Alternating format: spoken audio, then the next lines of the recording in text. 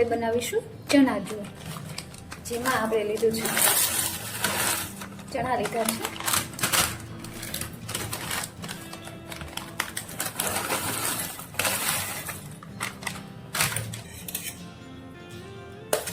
મરચું લીધું છે,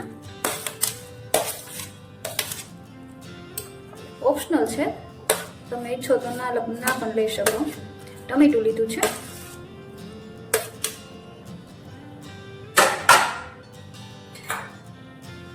ત્યારબાદ ડુંગળી લીધી છે,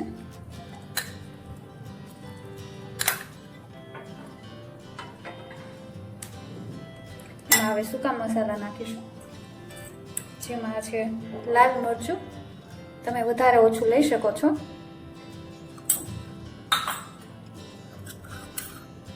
આમચૂર પાવડર છે,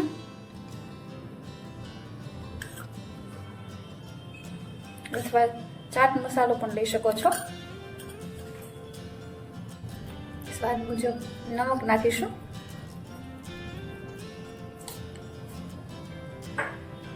અને છેલ્લે આપણે લીંબુનો રસ લીધો છે એ નાખીશું.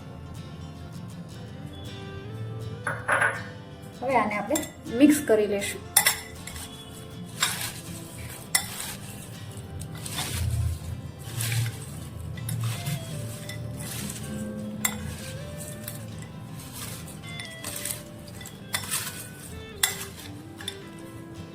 તો હવે આપણા ચણા ચોળ મિક્સ થઈ ગયા છે.